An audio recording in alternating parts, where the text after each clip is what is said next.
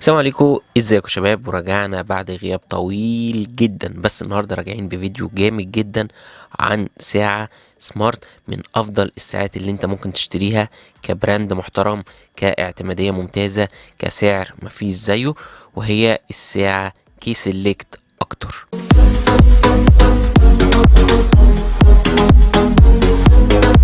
واول حاجه هنتكلم عليها وهو المظهر بتاع الساعه، اللي هتلاقيه جايب المظهر الدائري العريق جدا ككلاسيك او رياضي، وده بيجي من تغيير السيم او خلفيه الساعه.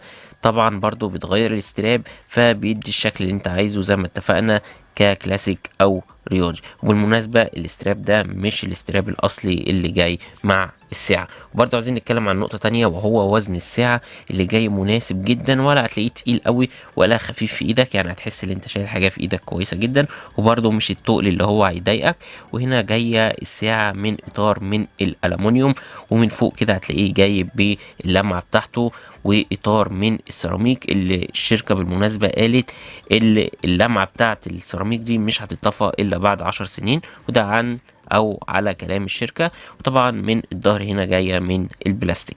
الساعة هنا هتلاقيها جاية بثلاث زراير في الجناب. عندك زرار بتاع البقرة او الباور اللي انت بتضغط عليه بيجيب لك القايمة كلها وبتشوف اللي انت عايزه من القايمة، وعندك الزرار اللي فوق ده اللي انت بتقفل منه الساعة، وعندك الزرار اللي تحت اللي انت بتجيب منه المهام الرياضية او الاوضاع الرياضية. وبالمناسبة هنا الساعة ضد الكسر أو ضد الصدمات بشكل كبير جدا.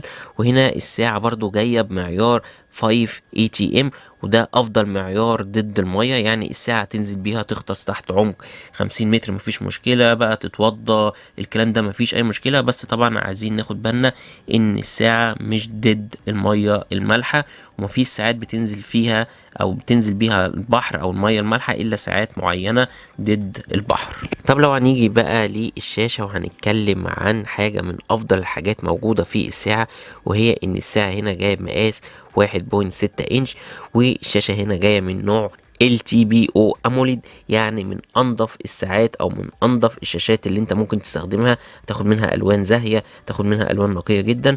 طب دي حاجة كويسة. طب ممكن نقول برضو ان الساعة الاستحواذ بتاعها خطير جدا، مفيش الحواف اللي موجودة في معظم الساعات، الحواف السوداء الكبيرة اللي حوالين الساعة. لا، هنا الحواف هنا لو لاحظت هتلاقيها مغطينها كده بالارقام والزخرفة، فالحافة هنا والشكل عندك ممتاز بشكل كبير جدا.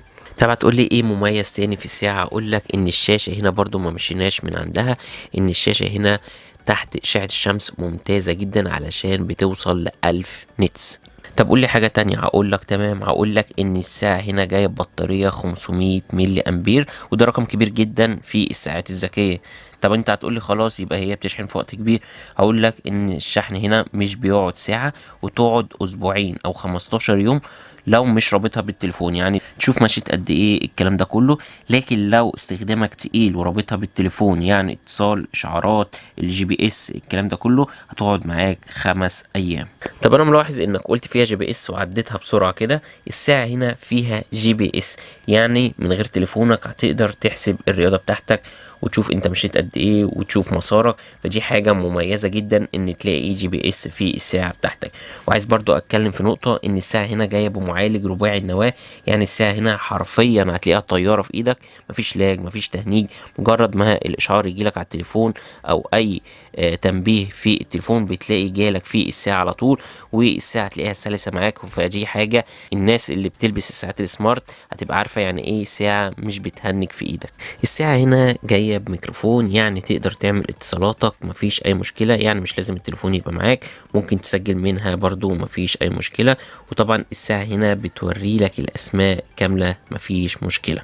السنسور هنا جاي دقيق الى حد كبير جدا، تقيس درجات الاكسجين في الدم، الضغط، الاجهاد، معدل النوم، الكلام ده كله برضو مفيهوش اي مشكلة. الساعة هنا بتشتغل على ابليكيشن KSOS، الابليكيشن الخاص بالكي سيلكت.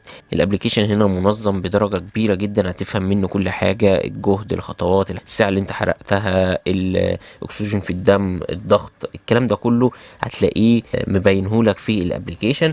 اللي برضو من الابليكيشن بتقدر تغير خلفيات الساعة، اللي بالمناسبة هنا بتلاقي كل يومين 3 خلفيات جديدة بتنزل. وكمان هنا عايزين نتكلم في نقطة مهمة جدا أنا شايفها، إن هنا الساعة كل أسبوع أو أسبوع ونص بيجيلها أبديت. يعني الساعة بقالها تقريبا شهر أو شهر ونص معايا، جالها بتاع 5 أبديت. فالابليكيشن مش رامينه كده وخلاص، لا، في على طول تجديدات. الساعة مش رامينها، لا، على طول في تحديثات. من الآخر كده هنتكلم عن ساعة بسعر 3500 جنيه أو 4000 أو 4500 جنيه. هنا هتلاقي السعر مش ثابت في مكان معين، بس أفضل سعر ممكن تشتريها ب3500 جنيه. ساعة هتديك إمكانيات أعلى بكتير من السعر ده. ساعة لو بصيت لها هتلاقي ساعات زي الهواوي والسامسونج مش هتفرق عنهم حاجات كتير. فأنا شايفها أفضل ساعة ممكن تشتريها في الفئة دي هي الكي سيلكت.